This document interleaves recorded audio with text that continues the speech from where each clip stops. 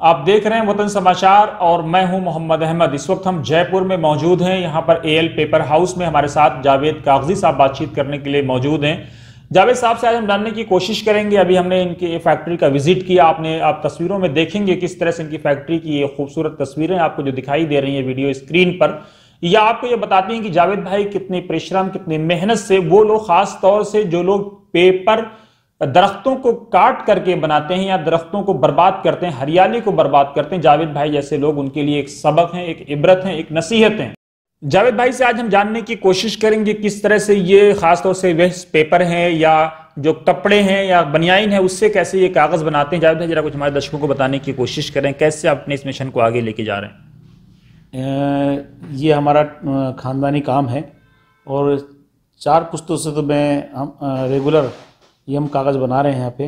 पहले राजा महाराजा के टाइम से हम उनसे वेस्ट पेपर लेके उन्हीं का पेपर बनाकर, उन्हीं को बही बनाकर, उनकी दस्तियाँ जो होती थी तो हम दिया करते थे। तो ऐसे काफ़ी चलता रहा।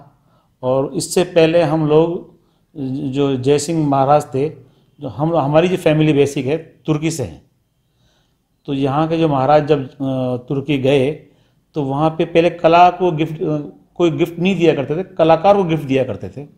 तो हम आए हुए हैं इनके यहाँ, और जयपुर महाराज ने हमको लाकर यहाँ हमें बसाया। और जयपुर शहर में, फिर जयपुर शहर में पानी की कमी हुई तो हमको फिर सांगनेर, जो है पानी की नदियों में माना जाता था, यह मीठा पानी भी है। तो माशाल्लाह उन्होंने हमें यहाँ पे हमारे पूरे समाज का पूरा कागजी मोहल्ला है यहाँ पे, हम लोग यहाँ पर कागज़ का काम करते हैं। शुरू में काम राजा महाराजा को हम पेपर बना के देते थे, तो उनकी जो बही भर जाती है, ये बुक्स भर जाती थी, उनको हम खरीदते थे और उनको नया कागज़ बनाकर या उनकी फिर किताबें, बुक बनाकर उनको दिया करते थे, जिससे वो काम इस्तेमाल करते थे। इससे हमारा काम चलता रहा, रोज़गार मिल जाता था राजा महाराजा के टाइम से। उसके बाद पेपर वेस्ट के बाद में हम फादर जब आए नई टेक्निकल चीज़ में आई, तो हम बनियान, जहाँ कपड़े से कागज़ बनाना हमने चालू किया। उसमें सबसे बड़ी बात तो क्या है कि पेड़ की कटाई है। जो पेपर बनता था तो पेड़ की कटाई का सेविंग हुआ। तो जहाँ हमारे जैसे रॉ मटेरियल हमारा बेसिकली बनियान है, जहाँ बनते हैं उसकी वेस्टेज जो होती है, टेलर कटिंग, उसको हम अपने बागों में ख़रीद के लाते हैं। उसको शॉर्टिंग करके उसको पल्प बनाते हैं हम लोग, और पल्प बना के कागज़ बनता है। उसकी ताकत वही रहती है जो कपड़े की है, अंदर की स्ट्रेंथ तो, लेकिन उसका जो रूप है वो कागज़ का होता है, और उसकी लाइफ भी बहुत नॉर्मल कागज़ से बहुत ज़्यादा है। तो इसलिए लोग पसंद भी करते हैं। धीरे धीरे हमने फिर जो नई जनरेशन हमारी जब आई तो उसको एक्सपोर्ट के लिए हमने जैसे एक्सपोर्ट करना चालू किया। इससे कई आर्टिकल्स बनते हैं, गिफ्ट आर्टिकल बनते हैं। तो माशाल्लाह अल्लाह मेहनत की तो अल्लाह ने मेहनत रखते हैं, तो कामयाब हुए इसमें, अल्लाह का शुक्र है।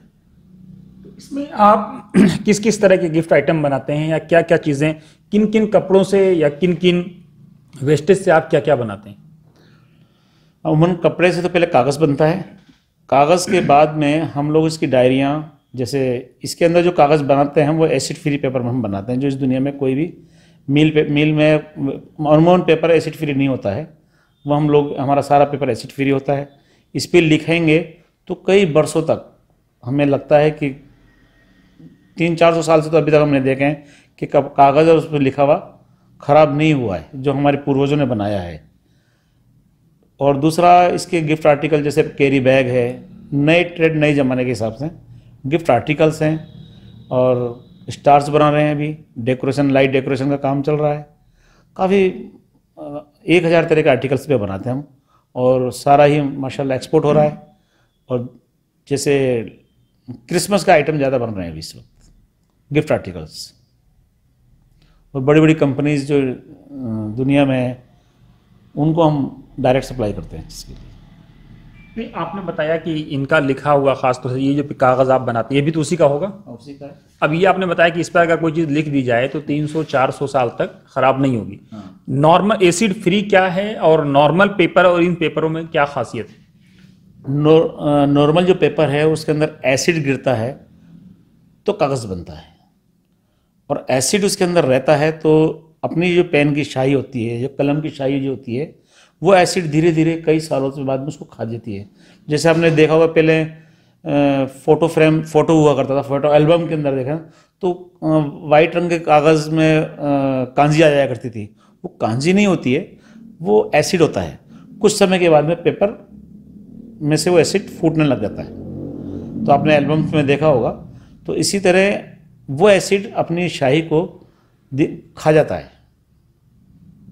तो हमने एसिड फ्री पेपर बनाया है, तो एसिड रहेगा ही नहीं, तो वो लिखा हुआ जाहिर बात है होता भी नहीं है, और उसकी लॉन्ग लाइफ भी होती है। और मैं ज़्यादा ख्याल है बड़ौदा के अंदर जो जुम्मा मस्जिद है 200 साल पुराना, मैंने इस दुनिया का इंडिया का सबसे बड़ा कुरान हमारे पूर्वजों के कागज़ से बना हुआ है।